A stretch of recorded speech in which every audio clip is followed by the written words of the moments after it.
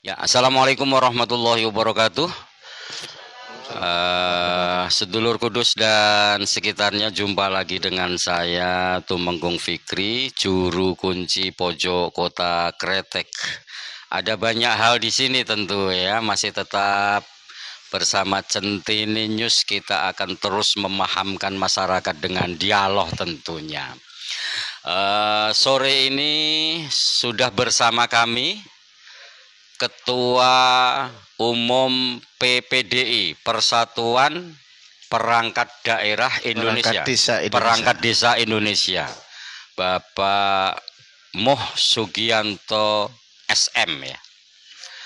Kemudian hadir juga Pak Haji Sururi Mujib, beliau adalah Direktur Elkis, Lembaga Kajian Strategis Kudus. Pemirsa, mungkin sayup-sayup kita mendengar bahwa di bulan September yang akan datang di 2022 ini akan ada pengisian perangkat desa. Seperti apa sebenarnya ketentuan-ketentuan atau mekanisme yang harus dijalankan, dan pengisian itu haknya siapa yang melakukan? Karena di sisi yang berbeda ada ya mungkin indikasi-indikasi bahwa momen pengisian perangkat ini menjadi ajang jual beli jabatan. Ada banyak komunikasi transaksional oleh oknum. Oleh karenanya sudah tepat kita hadirkan Ketua PPDI Kabupaten Kudus, Pak Muhammad Sugianto. Pak Gin, ini sapaan akrabnya kan Pak Gin atau Mas Gin ini? Boleh saja. Boleh Mas Gin saja ya, karena kebetulan Mas Rodok dhuwur regane ini. Mas Gin, seperti apa pola dan mekanisme rekrutmen pengisian perangkat itu sebenarnya? Ya, terima kasih Pak Fikri, Pak Sururi. Terkait dengan mekanisme pengisian perangkat desa itu sudah diatur di dalam Undang-Undang RI nomor 6 tahun 2014. Sebetulnya itu adalah menjadi kewenangan daripada kepala desa. Ditegaskan pula di dalam Permendagri nomor 67 tahun 2017 terkait dengan tata cara pengisian perangkat desa. Sebetulnya sudah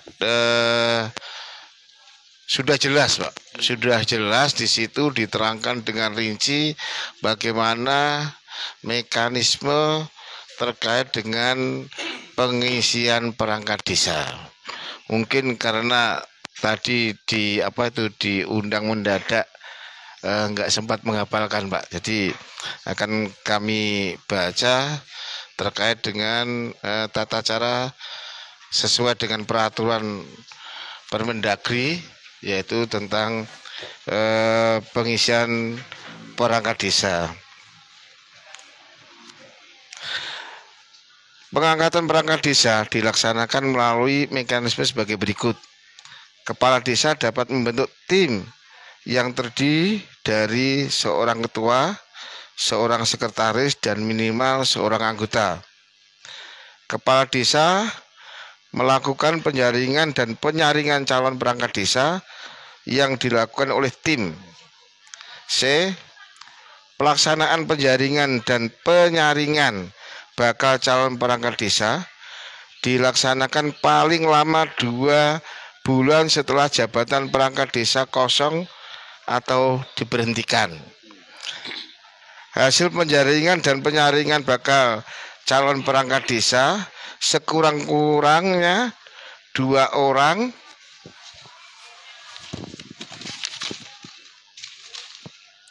calon dikonsultasikan oleh kepala desa kepada camat. Camat memberikan rekomendasi tertulis terhadap calon perangkat desa selambat-lambatnya 7 hari kerja. F. Rekomendasi yang diberikan camat berupa persetujuan atau penolakan berdasarkan persyaratan yang ditentukan. G. Dalam hal camat memberikan persetujuan, kepala desa menerbitkan keputusan kepala desa tentang pengangkatan perangkat desa, dan dalam hal rekomendasi camat berisi penolakan, kepala desa melakukan penjaringan dan penyaringan kembali calon perangkat desa. Sebetulnya di dalam undang-undang maupun di dalam peraturan Permendagri sudah jelas di mekanismenya sudah seperti itu. Iya. Lalu pertanyaannya, kan di September sudah mau dijalankan ya. Kalau di Kudus seperti apa, Pak Gin?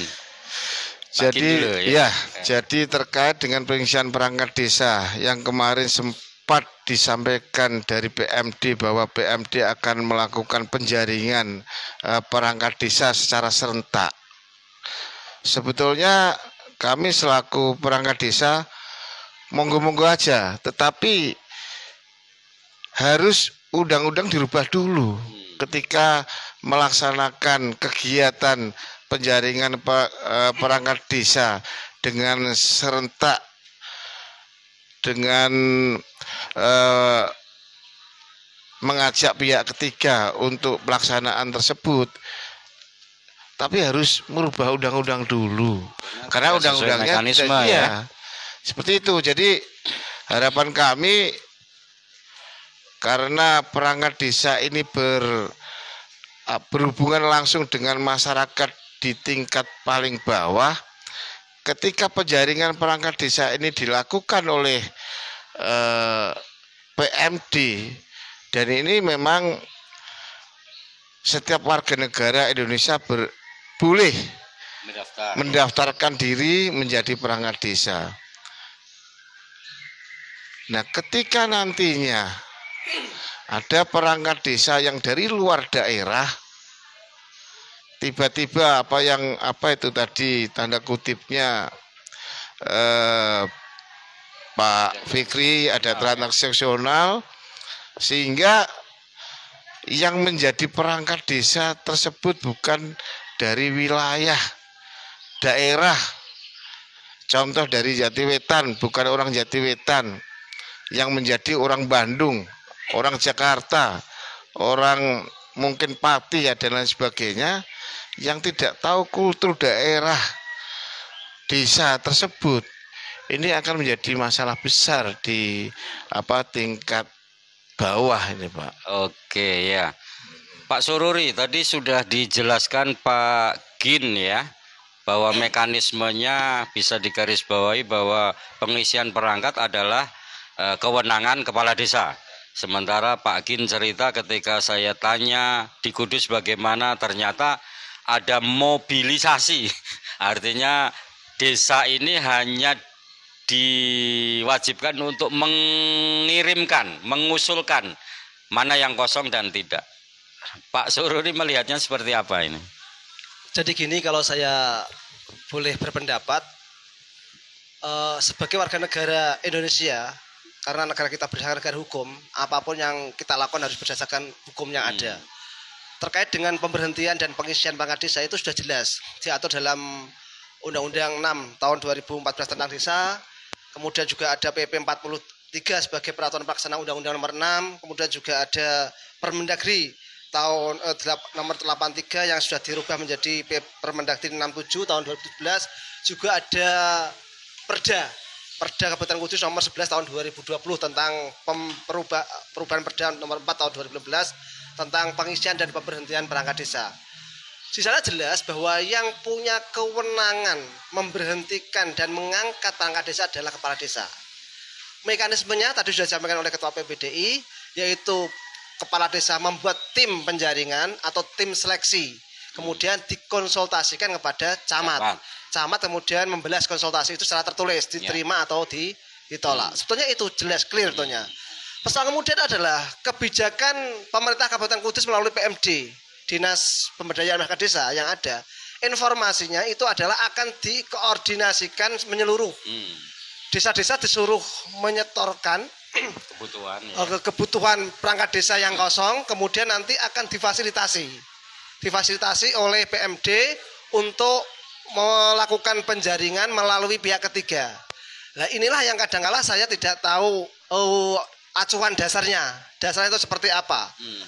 Kalau saya boleh memberi saran kepada pemerintah Kabupaten Kudus, yaitu Dinas PMD, tolong untuk pengisian dan pemberhentian perangkat desa serahkan saja mekanismenya Kembalikan ke desa ya. Desa. Karena jelas di dalam pasal 26 ayat 2 huruf B, salah satu kewenangan kepala desa jelas dijelaskan adalah mengangkat dan memberhentikan perangkat desa.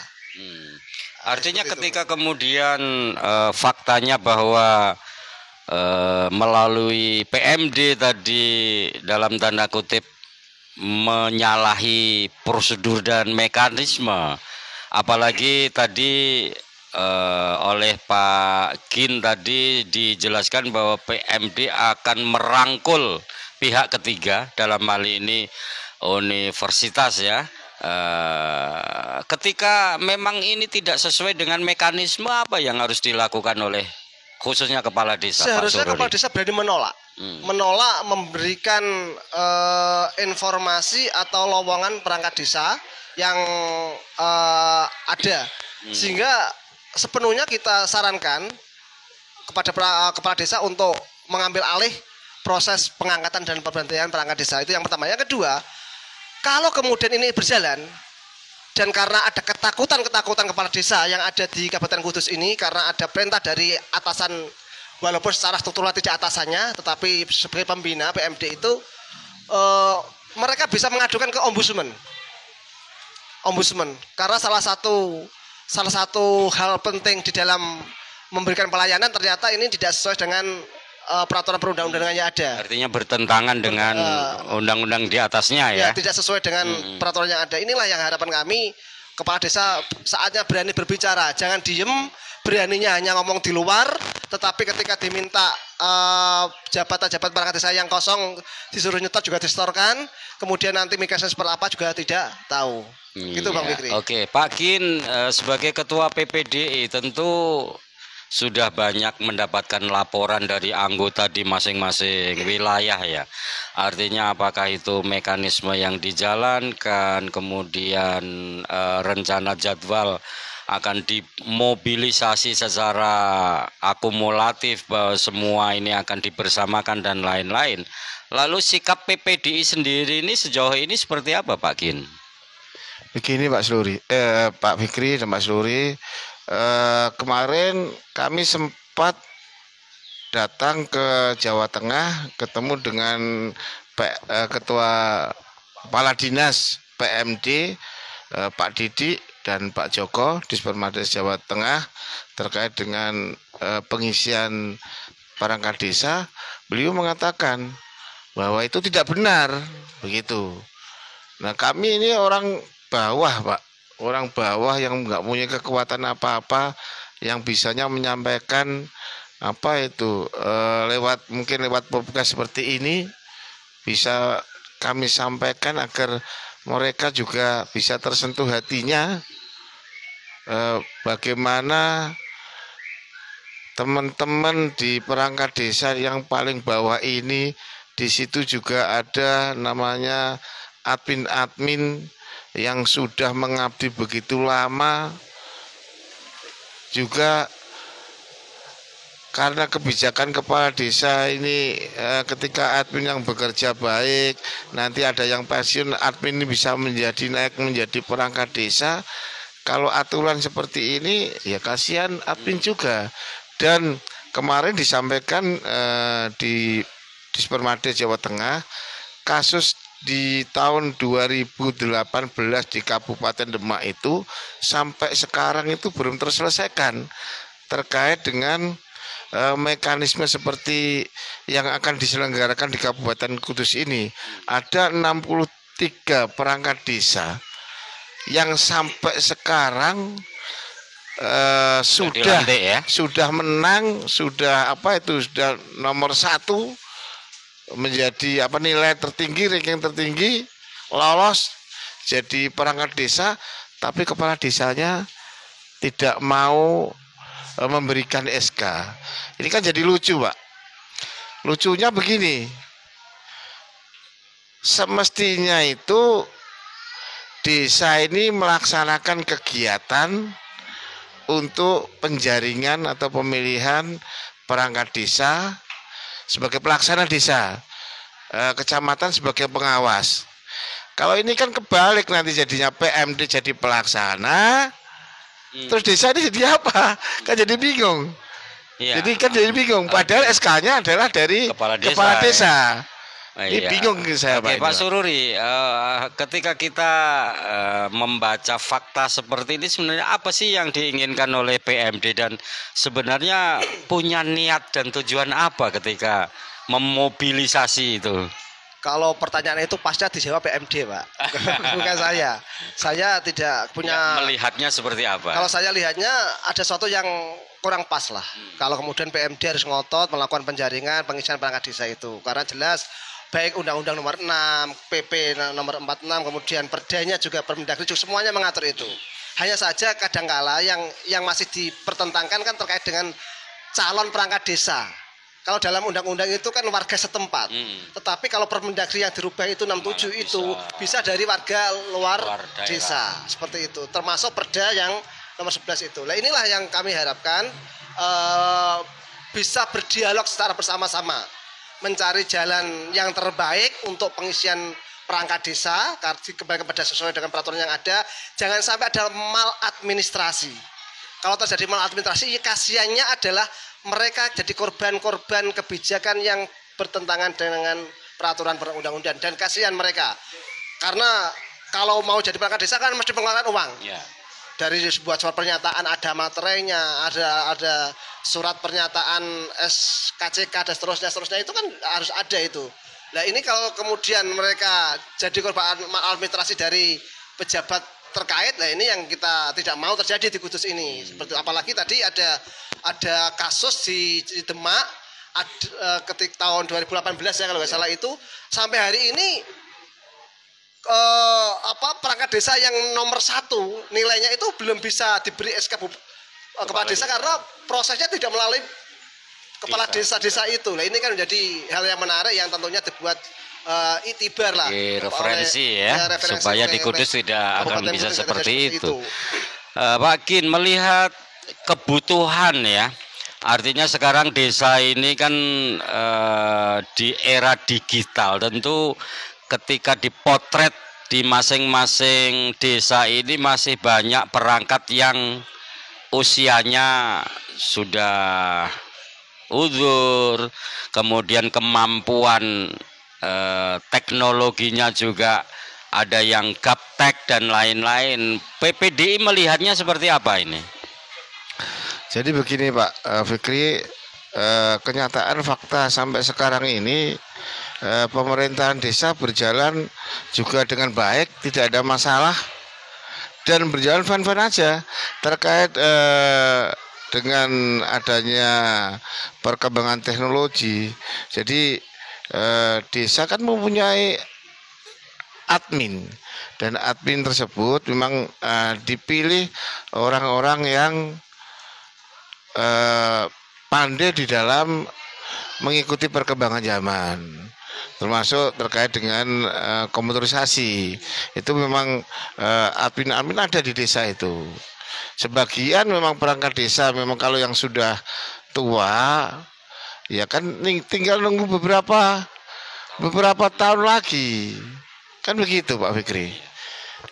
Oke, Pak Sururi, peran pihak ketiga yang akan dilibatkan dari proses pengisian calon perangkat desa, sebenarnya tugas pokok dan fungsinya ini seperti apa? Kan disebut bahwa sebagai pendamping ya, artinya universitas yang ditunjuk, dan sebenarnya sejauh ini efektivitasnya seperti apa? Untuk peran pihak ketiga, karena ini baru proses dan belum dilaksanakan, Sejauh ini saya belum bisa memberi tanggapan apa-apa. Hanya saja kami menduga, ini dugaan saja, mereka adalah semacam tim seleksi yang akan membuat kisi-kisi tes tertulis itu yang akan disampaikan kepada para calon perangkat desa yang mendaftar melalui PMD itu. Kemudian nanti hasil dari ujian tertulis itu nanti yang semua yang mengoreksi dan yang menilai adalah tim pihak ketiga itu. Hanya saja sejauh mana transparansi pihak ketiga itu kita kan tidak bisa mengontrol kalau kemudian. Ya, artinya kalau kita bicara tentang pengisian sebuah jabatan ini tentu syarat dan identik dengan kembang kantil ya. Ketika di 2-3 tahun yang lalu ada musim pengisian perangkat dan lain-lain ini kan sudah banyak tersiar kabar bahwa DP ini sudah mulai bergentayangan. Seperti itu Pak Kin melihatnya. Mungkin nambah sedikit Pak Fikri terkait pengisian perangkat desa pada tahun 2019. Bahkan dari DPR itu pernah mengajukan hak interpelasi terkait dengan pengisian perangkat desa. Jadi dulu kan pernah sampai rame-rame kemana-mana dan akhirnya terjadi OTT kan begitu. Karena ramenya seperti ini, seperti itu, jangan sampai ini terulang lagi di Kabupaten Kudus. Begitu Bu Fikri. Pak Sururi melihatnya seperti apa? Ya, saya sangat menyayangkan kalau kemudian ada pemaksaan dari dinas terkait dengan pengisian perangkat desa untuk dikoordinir, karena ini akan ada sakwa sangka, ada suudon orang-orang lain. Ini adalah bagian dari upaya-upaya untuk memobilisir calon perangkat desa untuk mendapatkan sesuatu dari pelaksanaan itu. Inilah yang tentunya kita khawatirkan seperti itu. Ya, peran legislatif sebagai lembaga pengawas tadi, apa yang harus dilakukan oleh anggota DPRD? Saya berharap anggota dewan berbicara tentang ini. Sesuai dengan fungsi yang mereka miliki, yaitu ada controlling, mengawasi kebijakan dan kegiatan yang akan dilaksanakan oleh pemerintah Kabupaten Kudus dalam ini PMD, supaya kembali kepada real yang ada. Jangan sampai kemudian ada pembiaran, justru yang kita takutkan malah mereka bagian dari proses yang terskenariokan seperti itu. Itulah yang kita tidak mau terjadi seperti itu, Bang Fikri. Pak Kin, ini mungkin kan sudah berjalan ya. Tentu karena ke September ini kita tinggal beberapa minggu lagi. Pesan Pak Kin sebagai ketua PPDI. Jadi fakta yang dipotret itu seperti itu, apa kemudian yang harus dilakukan dan usulan PPDI kepada pemerintah daerah seperti apa? Kalau usulan dari PPDI, ikutilah aturan dan perundang-undangan yang sudah yang sudah diatur di dalam pemerintahan di Republik Indonesia ini. Begitu Pak Fikri. Pak Sururi, kalau regulasinya jelas, kemudian yang akan dilakukan oleh pemerintah daerah Kabupaten Kudus melalui PMD juga sudah kelihatan jelas.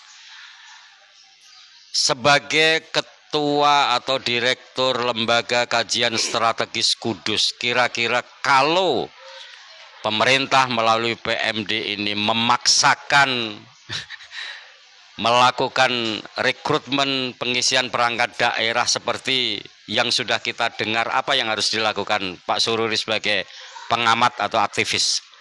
Pertama, kalau betul-betul terjadi, kami akan melaporkan ini kepada Ombudsman. Jelas itu. Kepada Ombudsman karena ada maladministrasi dalam pandangan kami.